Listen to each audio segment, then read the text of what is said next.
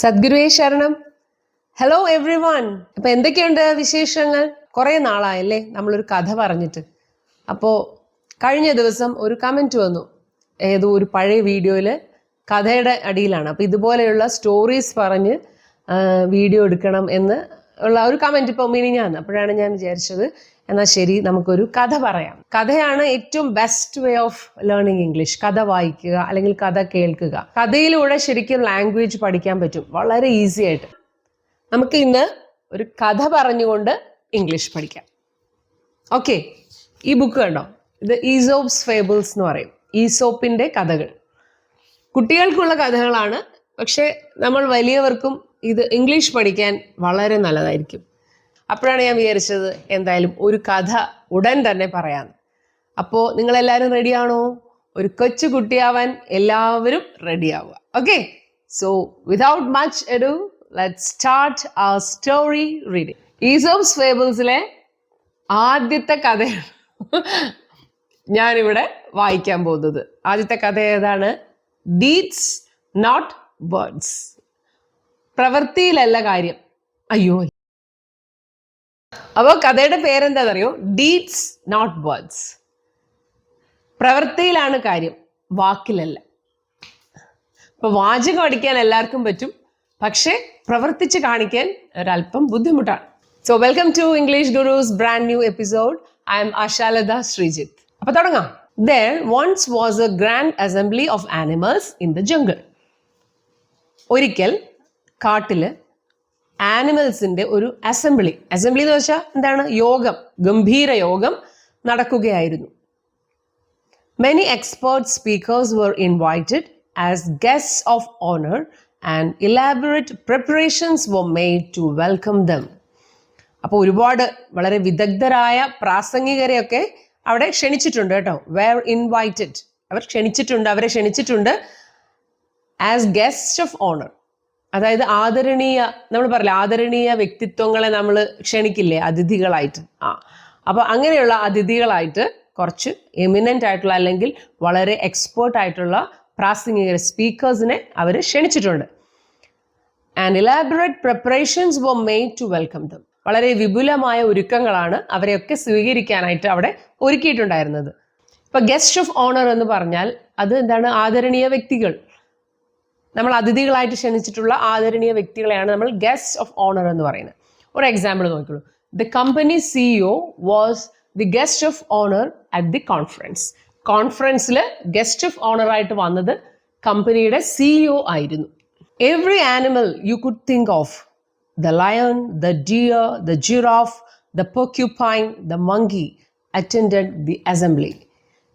Every animal, എല്ലാ ആനിമൽസും, നിങ്ങളുടെ സങ്കല്പിക്കാൻ കഴിയുന്ന എല്ലാ ആനിമൽസും അവിടെ വന്നിരുന്നു. ആരൊക്കെയാണ്? ലയൺ ഉണ്ടായിരുന്നു, ഡിയർ, ജിറാഫ്, ദ പോർക്യുപൈൻ. ആരാണ്? മുള്ളംപന്നി. പോർക്യുപൈൻ്റെ പ്രൊനൗൺസിയേഷൻ എല്ലാവരും ശ്രദ്ധിച്ചോട്ടാ. പോർക്യുപൈൻ. മങ്കി, എല്ലാവരും വന്നു. അറ്റൻഡഡ് പങ്കെടുത്തു. After all it was a big day for them. എന്തായാലും അത് അവരുടെ ഒരു വലിയ ആഘോഷ ദിവസമായിരുന്നല്ലോ എന്നാണ് ഈ സെന്റൻസിന്റെ അർത്ഥം. എ ബിഗ് ഡേ എന്നുള്ളത് നമ്മൾ ഈ ഇടയ്ക്ക് സ്ഥിരം കേൾക്കുന്നുണ്ട് അല്ലെ?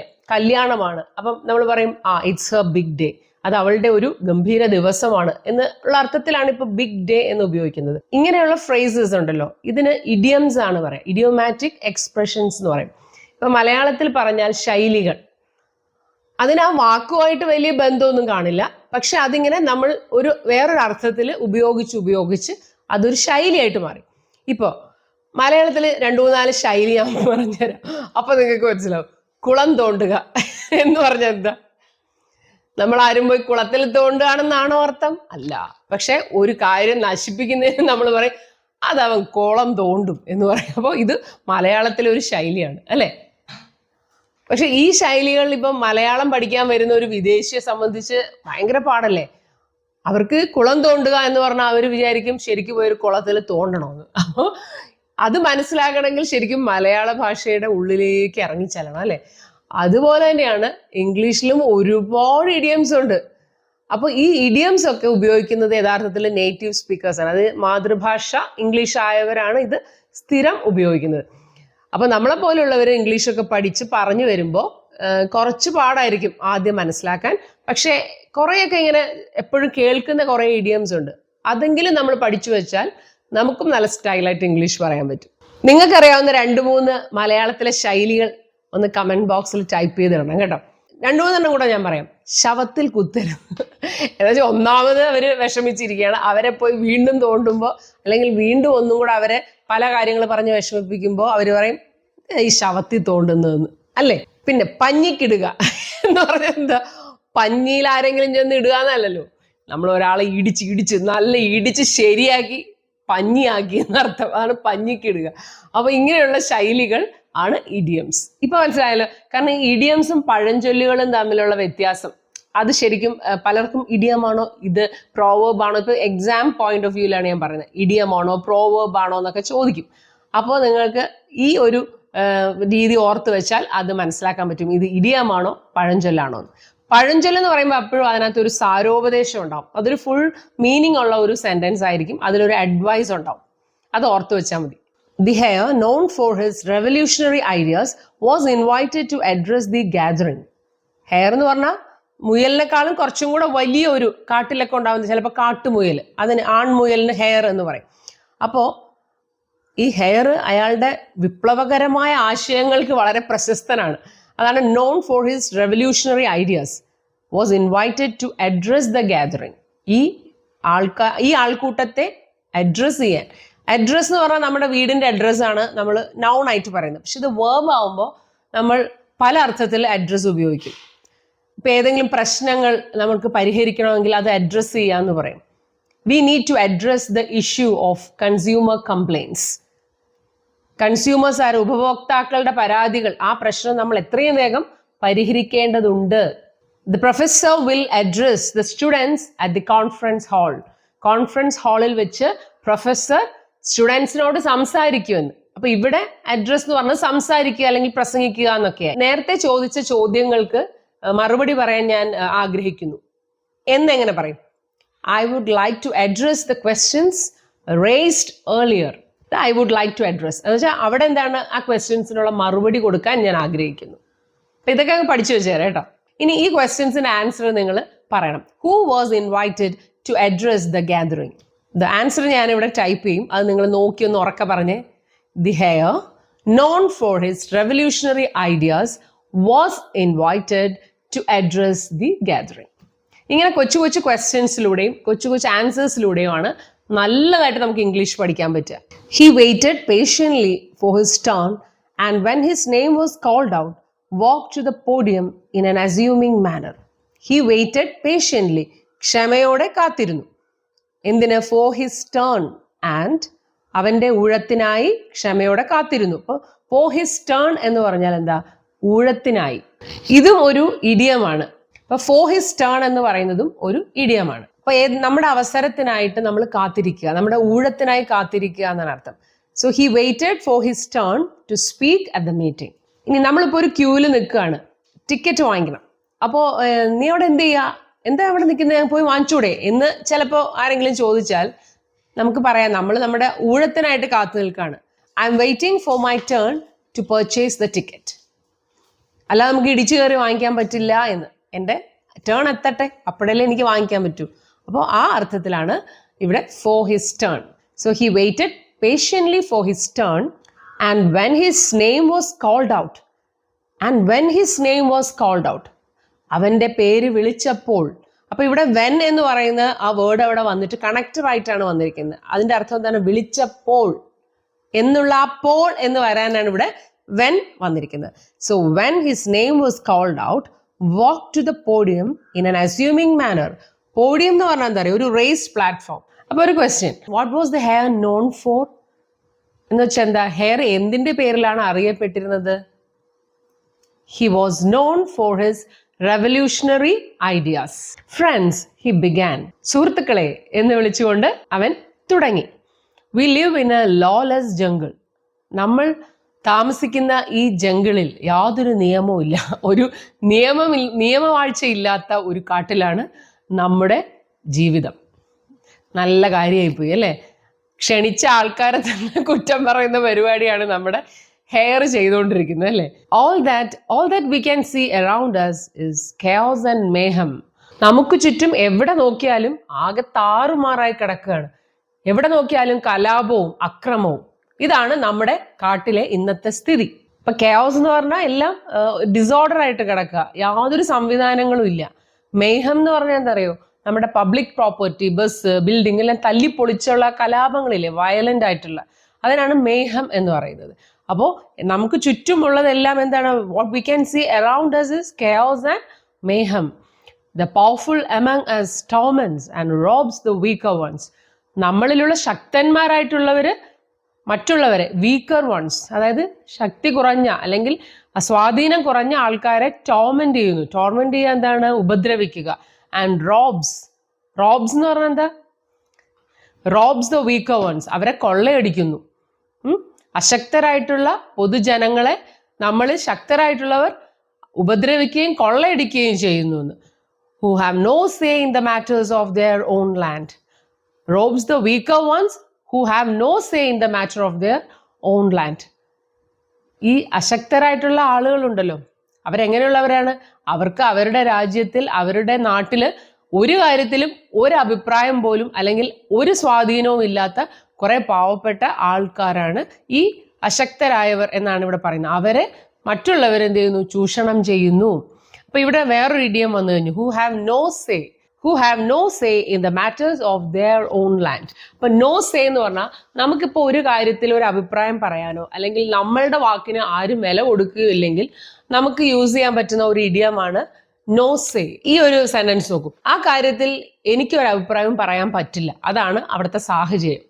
അതുകൊണ്ട് പിന്നെ ഞാൻ അവരുടെ കൂടെ അങ്ങ് പോവുക, അല്ലെങ്കിൽ അവരുടെ അഭിപ്രായത്തോട് ചേർന്ന് പോകാനേ എനിക്ക് പറ്റൂ എന്ന് നമുക്ക് എപ്പോഴും പറയേണ്ടി വരുന്ന ഒരു സെന്റൻസ് ആണ്. അപ്പോൾ അവിടെ നമുക്ക് ഈ നോ സേ ഉപയോഗിക്കാം. I had no say in the matters. ഇല്ലായിരുന്നു, പാസ്റ്റ് ടെൻസിലാണ്. I had no say in the matters. So അതുകൊണ്ട് I had to go along with it. അതിനോടൊപ്പം ചേർന്ന് പോകാനേ എനിക്ക് പറ്റുമായിരുന്നുള്ളൂ. This is injustice. ഇത് അനീതിയാണ്. And it has to end. അത് അവസാനിച്ചേ പറ്റൂ. ഇറ്റ് ഹാസ് ടു എൻഡ് എന്ന് പറഞ്ഞാൽ അത് തീർച്ചയായിട്ടും അത് അവസാനിപ്പിക്കണം, അല്ലെങ്കിൽ അത് അവസാനിച്ചേ മതിയാവും. ഇവിടെ എംഫാറ്റിക് ആയിട്ട് പറയാണ് കേട്ടോ, എംഫസിസ് കൊടുക്കുകയാണ്. It has to end. Hence I declare that we must revolt. അതുകൊണ്ട്, ഹെൻസ് എന്ന് പറഞ്ഞാൽ അതുകൊണ്ട് ഞാൻ പ്രഖ്യാപിക്കുന്നു, നമുക്ക് ഇതിനെയെല്ലാം എതിർക്കണം, നമുക്കിവിടെ വിപ്ലവം തുടങ്ങണം എന്ന്. റിവോൾട്ട് ചെയ്യണം, വിപ്ലവം നടത്തണം എന്നാണ് നമ്മുടെ ഹെയർ ആഹ്വാനം ചെയ്യുന്നത് കേട്ടോ. We must stick together and fight for equal rights for all. നമുക്ക് we must stick together. Stick together എന്ന് പറഞ്ഞാൽ നമ്മൾ ഒരുമിച്ച് ഒറ്റക്കെട്ടായിട്ട് നിൽക്കണം. ഈ സെന്റൻസ് ഇട്ടുള്ളൂ. നമ്മൾ ഒറ്റക്കെട്ടായി നിന്ന് എല്ലാ ഗെയിംസും കളിക്കണം, എങ്കിൽ മാത്രമേ നമുക്ക് ടൂർണമെന്റ് വിജയിക്കാൻ പറ്റൂ. ഒറ്റക്കെട്ടായി ഒരു മനസ്സോടെ കളിക്കണം. ഇത് നമുക്ക് ഇംഗ്ലീഷിലേക്ക് ഒന്ന് മാറ്റി നോക്കാം. We need to stick together and play the games to win the tournament. As a family, we all need to stick together in crisis. കുടുംബം എന്നുള്ള നിലയിൽ നമുക്ക് ഒരു പ്രശ്നം ഉണ്ടാവുമ്പോൾ നമ്മൾ എല്ലാവരും ഒറ്റക്കെട്ടായി നിൽക്കണം. While most of the audience were trying to grasp the hare's words, there was a loud applause from the front row. അങ്ങനെ എല്ലാവരും ഇങ്ങനെ വളരെ സാഗൂതം നമ്മുടെ ഹെയറിന്റെ പ്രഭാഷണം ഇങ്ങനെ കേട്ടുകൊണ്ടിരിക്കുകയാണ് കേട്ടോ. അങ്ങനെ അവർ കേട്ടുകൊണ്ടിരിക്കെ, ഓഡിയൻസ് ഇത് കേട്ടുകൊണ്ടിരിക്കവേ, അതാണ് വൈൽ. അപ്പൊ ഇവിടെ വൈൽ എന്ന് പറഞ്ഞാൽ ആ കേട്ടുകൊണ്ടിരിക്കവേ എന്ന് നമ്മൾ മലയാളത്തിൽ പറയില്ലേ, അതിന് പകരമുള്ള ഒരു വേർഡാണ് വൈൽ. അത് അതേ സമയത്ത് ആ കേട്ടുകൊണ്ടിരിക്കവേ എന്താണ് ഈ പറയുന്നതെന്ന് അറിയാൻ അവർ ഗ്രാസ്പ് ചെയ്യാൻ മനസ്സിലാക്കാൻ ശ്രമിച്ചുകൊണ്ടിരിക്കവേ ആ സമയത്ത് ഫ്രണ്ട് റോയിൽ നിന്ന്, മുൻനിരയിൽ നിന്നും ഒരു ഉച്ചത്തിലുള്ള ഒരു കയ്യടി, ഭയങ്കര ഒരു അപ്ലോസ്. നമ്മൾ പറയും give them a big round of applause എന്ന് ആങ്കേഴ്സ് ഒക്കെ ഇങ്ങനെ കിടന്ന് കൂന്ന് നമ്മൾ കേൾക്കാറില്ലേ, നമ്മളൊക്കെ ആവേശം കയറ്റാൻ വേണ്ടി. അതുപോലെ ഒരു ലൗഡ് അപ്ലോസ് ഇങ്ങനെ ആ മുൻനിരയിൽ നിന്ന് തന്നെ പൊടുന്നനെ കേട്ടു. മാർവലസ്, ഗംഭീരമായിരിക്കുന്നു. റോഡ് ദ ലയൺ, ലയൺ ആണ്, അപ്പൊ ലയൺ പറഞ്ഞു എന്നല്ല, റോഡ് ദ ലയൺ, ഗർജിച്ചുകൊണ്ട് പറഞ്ഞു. Clapping his paws excitedly. Paws എന്ന് പറഞ്ഞാൽ ഇതാണ്. അപ്പോൾ ക്ലാപ്പിംഗ് ഹിസ് paws excitedly, ഭയങ്കര ആവേശഭരിതനായി കൈ അടിച്ചുകൊണ്ട് സിംഹം അവിടെ നിന്ന് ഗർജിച്ചു. That was an inspiring speech. അതൊരു പ്രചോദനം നൽകുന്ന ഒരു പ്രസംഗം തന്നെയായിരുന്നു. You are a furry animal. നീ ഒരു രോമാവൃതമായ ഒരു ആനിമൽ ആണ് അല്ലെ. നീ ഒരു പഞ്ഞിക്കൂട് പോലെ അല്ലെങ്കിൽ രോമം കൊണ്ട് നിറഞ്ഞ ഒരു ബ്യൂട്ടിഫുൾ അല്ലെങ്കിൽ ക്യൂട്ട് ആനിമൽ, ഫെറി ആനിമൽ ആണ് നീ. But you have neither razor sharp claws nor piercing teeth. പക്ഷെ നിനക്ക് ബ്ലേഡ് പോലെ മൂർച്ചയുള്ള നഖങ്ങളോ കൂർത്ത പല്ലുകളോ ഇല്ലല്ലോ.